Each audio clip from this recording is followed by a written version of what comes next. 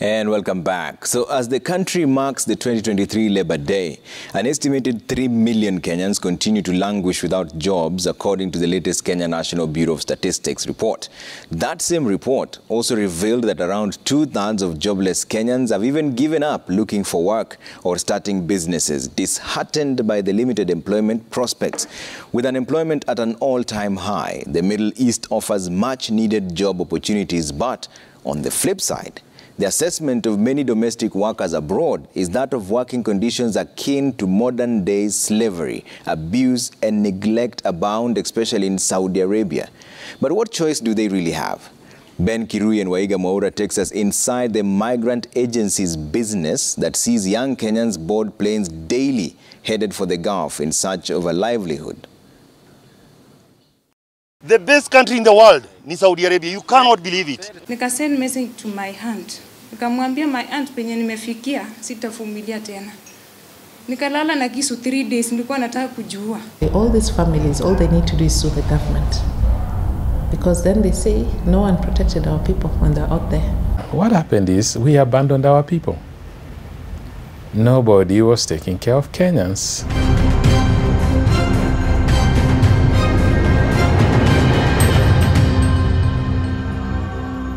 Unemployment in Kenya is at crisis levels.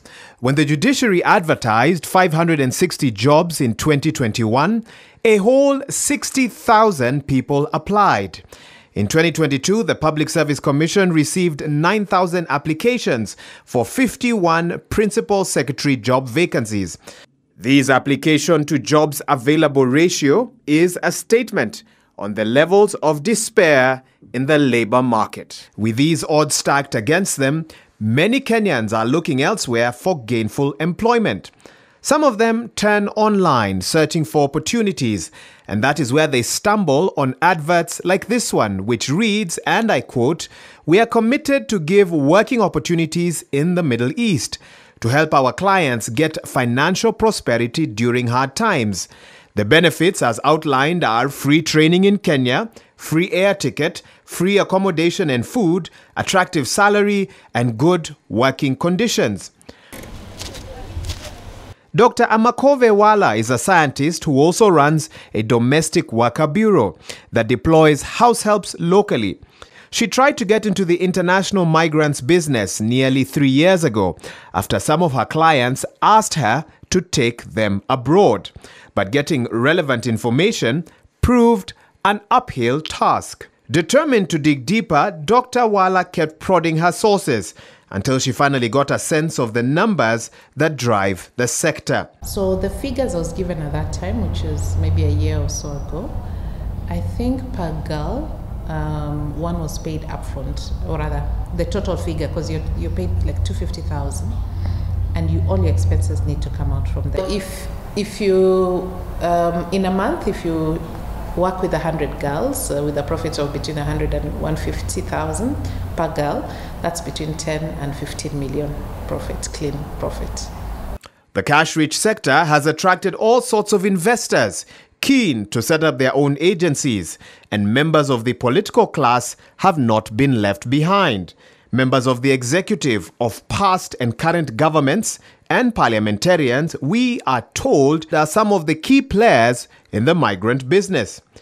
We checked for the ownership of some of the 700+ agents on the National Employment Agency's public portal, and some of the politicians whose companies are licensed to take Kenyans to Saudi Arabia include Investments, Trade and Industry Cabinet Secretary Moses Kuria, who is a director of Emerging Human Capital Limited that was registered on the 11th of October 2017 and was legally licensed to take migrant workers abroad until early 2023. But Waziri, what is your association with a company called Emerging Human Capital? I was involved in this company before. That is up to 5 years, and that company is no longer operational, from 5 years ago. Because according to the National Employment Authority, Emerging Human Capital, which you are one of the directors, is one of the agencies allowed to deploy human capital to many countries around the world, including the Saudi Arabia. And what's wrong with that? Did you take people to Saudi Arabia? I did. And this is what they're saying, that is regulation made more difficult because many of these recruiting agencies are owned by prominent... By the way, let me tell you themselves. something. I was not prominent in 2001 when I went to Saudi Arabia. I was not prominent in 2001, that's 20-something years ago, when I was ventured into this business. Why do people criminalize business? Because people have died in that place, CS. People dying People at were brought business. back People in dying at Phoenix. business, Trevor, because you know, emotions and sentiments can run high on this issue. People, I am saying, even if someone is not being in this business, other people are going to be in this business. And I'm saying, we have got millions and millions of people, Filipinos, Bangladeshis, Indonesians. I'm not one to sit here and be hypocritical about that we have got a labor market there. And by the way, I was in this business since 2001. Mombasa woman representative Zamzam Mohammed has also engaged in the domestic migrants business. We reached out to her for a right of reply, and she stated that for now, the business has taken a back seat as she focuses on serving the people of Mombasa. Na sina conflict of interest kwa sababu hata sahi nafikiri ni toka nianze siasa ilikuwa hata sifanye, sijashughulika na kule sana. Nikipata makazi na wapa wenzangu nawaambia haya, process the papers and everything tuwaondoe. Nikipata contract the other end kama hii ya juzi nimeipata, nimegawanya kwa maofisi za wenzangu kwa sababu wajua mimi bado nimejieka huku kwanza mpaka nije kusettle vizuri. Kangundo Member of Parliament Fabian Muli is a director of the Forbes Global Agencies Limited. They've been in operation since March 2016 and are legally licensed to take migrant workers abroad until mid-2023. Citizen TV reached out to the Kangundo MP who had initially agreed to an interview but later on declined the interview altogether. Now, I will not tell you for a fact that this agency or that agency belongs to this and that public servant.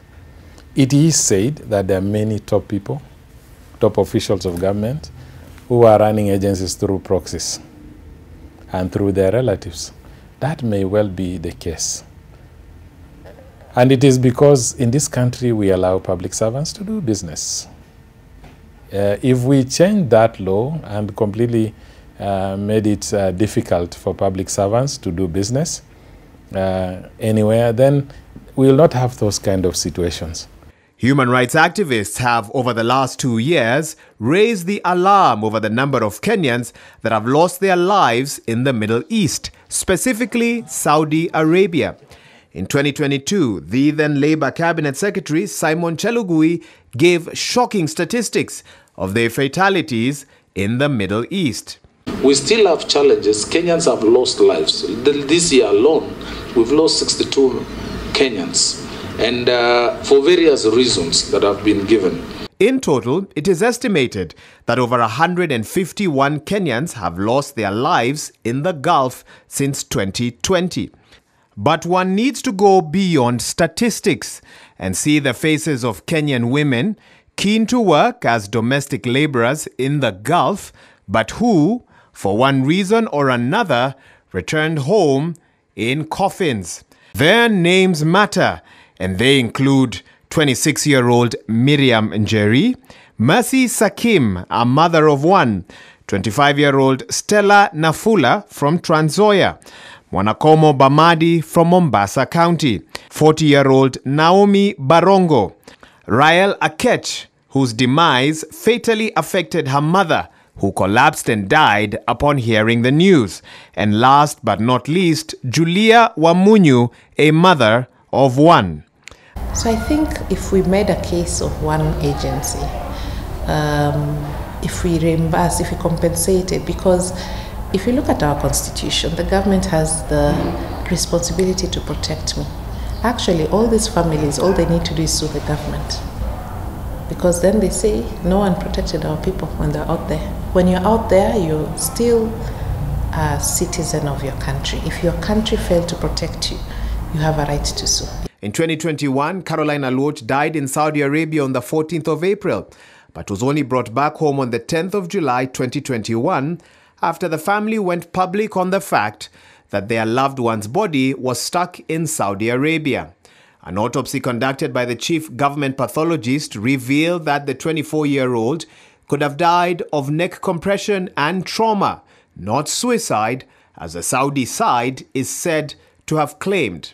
Any death that occurs over there, it's usually purported to be suicide in the first place.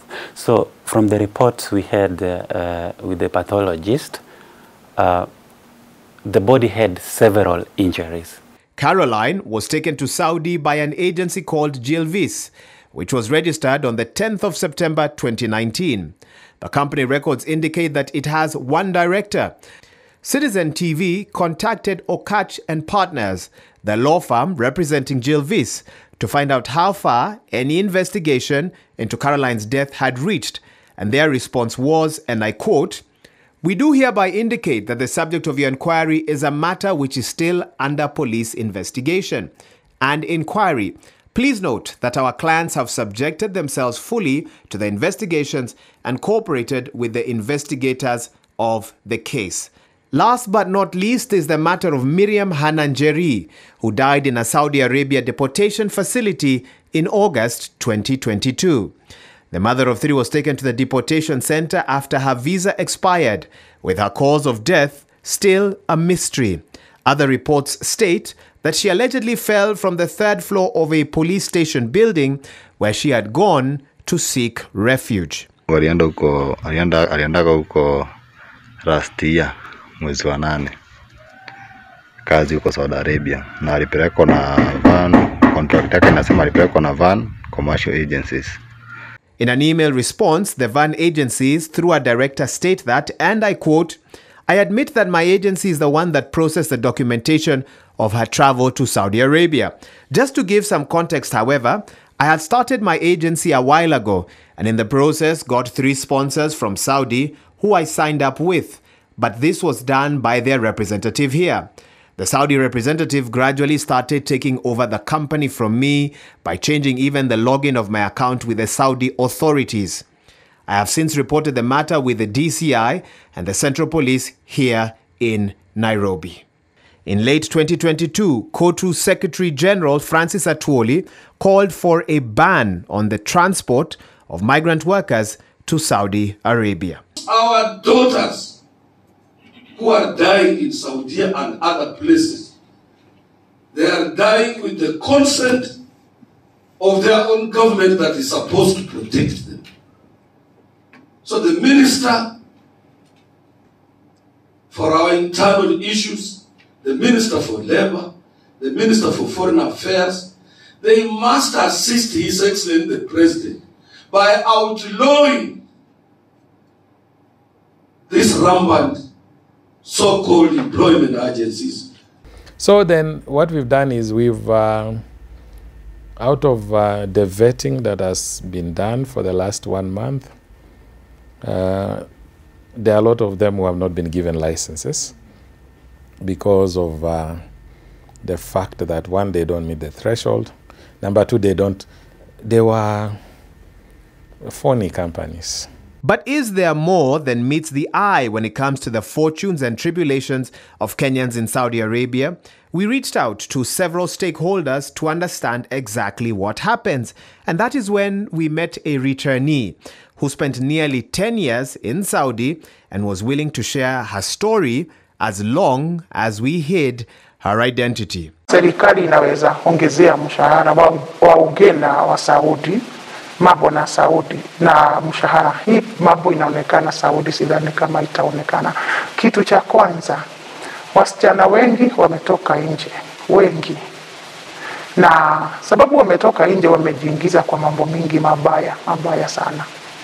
Kuna hawa wa kujiuza, hawa wanauza hizi nyanya. Haya, sababu ya nini? Wameenda huko, maybe msichana ameenda ameshindwa na kazi. Haya, wengine wanaharibiana, wengine huko anamwambia wewe shida kwa Mwarabu ukiosha choo, kuna pesa huko nje. So wasichana wetu wanajiingiza kwa mambo mabaya ya kujiuza, na wakiingia kwa hii mambo ya kujiuza, mwenye unapata maybe ni watu wa mjengo, si ndio? Umechati na hawa wanaume, umetafuta hiyo kazi ya kujiuza, wanakuambia kuja mahali fulani. unaenda unapata kama ni wanaume kama 5. Maybe hao wanaume wamepanga hata wakikuja wakufanye chenye watakufanya, hawatakupea kitu. Unaona, maybe watakuua. Huko kuua ni rahisi sana, wanakuua, wanakuweka kwa takataka, unatupwa. Juu hizi lori zinakuja kuchukua takataka, wanainamisha tu, hawaangalia nini iko ndani.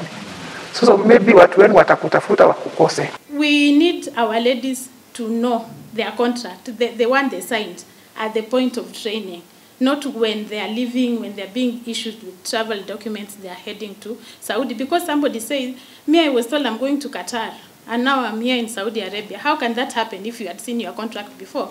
Certainly, I give you my undertaking that based on the things that we've done since we took office, and based on our engagements with Saudis, I can almost assure you that any Kenyan who goes to Saudi Arabia to work will be safe. We have a proactive labor attaché there.